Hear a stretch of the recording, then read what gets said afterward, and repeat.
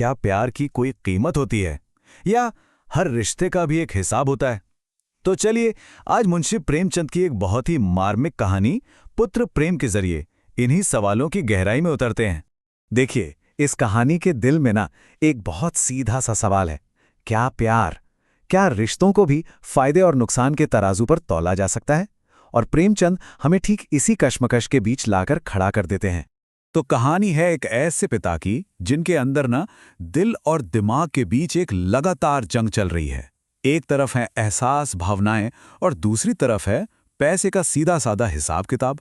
और इस पूरी जंग के जो सेनापति हैं वो है बाबू चैतन्य दास। बस ये एक लाइन बाबू चैतन्य दास की पूरी जिंदगी का फलसफा है। उनके लिए दुनिया मतलब एक बाजार और हर रिश्ता एक सौदा। यहां तक कि अपने परिवार पर किया गया खर्च भी वो एक इन्वेस्टमेंट है, एक ऐसा निवेश जिससे आगे चलकर मुनाफा मिलना ही चाहिए। तो चैतन्य दास हैं क्या?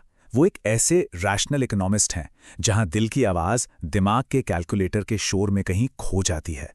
ऐसा नहीं है कि पिता का प्यार उनके अंदर नहीं है, लेकिन जायदाद बचाने की जो जिद है ना, वो उसे कभी बाहर ही नहीं आने देती। और बस यही सोच उन्हें एक ऐसे रास्ते पर ले जाती है जहां से लौटना समझिए लगभग नामुमकिन हो जाता है। और अब आती है कहानी की सबसे बड़ी विडंबना, सबसे बड़ी आयरनी। चैतन्य दास के दो बेटे हैं और उनका ये जो हिसाब किताब वाला नजरिया है ना, वो इन दोनों बेटों के लिए दो बिल्कुल अलग अलग दुनियाएं बना देता है। मतलब चैतन्य दास अपने बेटों को बेटे की तरह देख ही नहीं रहे हैं, वो उन्हें देख रहे हैं दो अलग अलग इन्वेस्टमेंट की तरह। जो बीमार बेटा है प्रभुदास, वो उनके लिए एक बैड लोन है, एक डूबा हुआ कर्ज जिस पर और पैसा लगाना तो भाई सरासर बेवकूफ़ी है। और वहीं दूसरी तरफ जो सेहतमंद बेटा है शिवदास, वो है एक प्रॉफिटेबल इन्वेस्टमेंट जिससे भविष्य में जबरदस्त रिटर्न मिलने की उम्मीद है। और यही तो है उनकी क्रूर सोच। जरा सोचिए, एक पिता जो अपने एक बेटे की जिंदगी बचाने से साफ इनकार कर देता है, वही पिता अपने दूसरे बेटे को बैरिस्टर बनाने के लिए अपनी जमीन तक गिरवी रख देता है। सवाल है क्यों? सिर्फ इसलिए क्योंकि उन्हें उम्मीद है कि शिवदास उनके इस इन्वेस्टमेंट को कई गुना मुनाफे के साथ वापस लौटाएगा। ये पिता का प्रेम नहीं है, ये एक सेल्फिश सौदा है बस।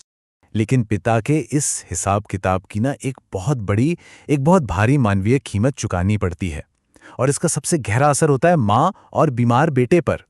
और ये आवाज है प्रभुदास की माँ तपेश्वरी की। वो ममता का, करुणा का प्रतीक हैं। उनका तर्क एकदम सीधा है कि बेटे की जान दुनिया की किसी भी दौलत से बढ़कर है। लेकिन चैतन्य दास के इकोनॉमिक लॉजिक के सामने एक माँ की इस सीधी सादी दलील को बस इमोशनल कहकर खारिज कर दिया जाता है। और जानते हैं वो रकम कितनी थी? वो रकम जो प्रभुदास की जान बचा सकती थी, सिर्फ 3,000 रुपये। बस इतनी सी रकम चैतन्य दास को अपनी पूरी जायदाद से ज्यादा कीमती लगी। पिता के इस फैसले का प्रभुदास पर बहुत ही गहरा असर होता है। मतलब जब उसे यह एहसास होता है कि उसके अपने पिता के लिए उसकी जान से ज्यादा कीमती पैसा है, तो उसका सिर्फ दिल नहीं टूटता, उसकी जीने की इच्छा ही खत्म हो जाती है। वो दवाइयां लेना छोड़ देता है और बस जिंदगी से पूरी तरह मुंह मोड़ लेता है। अब कहानी एक ऐसे मोड़ पर पहुंचती है, एक ऐसे टर्निंग पॉइंट पर जहां चैतन्य दास के हिसाब किताब की पूरी दुनिया बस बिखर कर रह जाने वाली है। कहानी का जो क्लाइमैक्स है, जो सबसे असरदार सीन है, वो घटता है मणिकर्णिका घाट पर। वो जगह जहां शवों का अंतिम संस्कार होता है। और यहीं पर, इसी घाट पर, चैतन्य दास का सामना एक ऐसी सच्चाई से होता है जो उन्हें अंदर तक झकझोर कर रख देती है।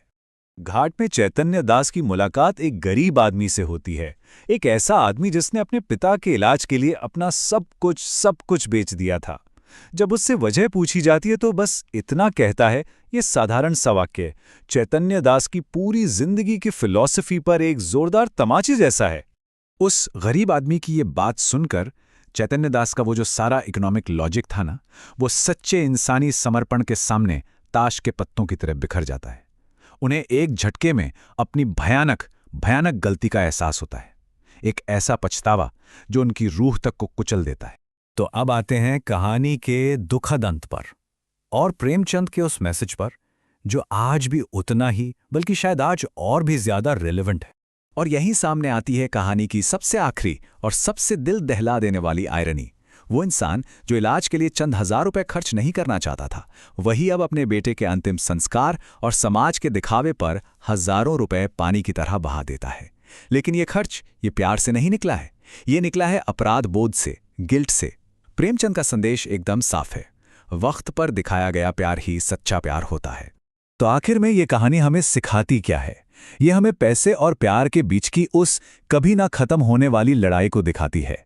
ये उस मटीरियलिस्टिक सोच पर एक गहरी चोट है जो इंसान को अंदर से बिल्कुल खोखला कर देती है। ये कहानी उस पछतावे के बोझ को दिखाती है जिसे उठाने के लिए फिर कोई कंधा नहीं मिलता।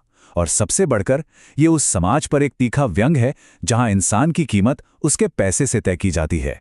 और आखिर में एक सवाल जो सोचने पे मजबूर करता है, आज के इस मटीरियलिस्टिक दौर में जहां सक्सेस का मतलब ही अक्सर पैसा और प्रॉपर्टी होता है, प्रेमचंद की ये कहानी कितनी रेलेवेंट है? क्या आज भी हम कहीं ना कहीं अपने रिश्तों पर एक प्राइस टैग लगा रहे हैं? इस पर सोचिएगा जरूर।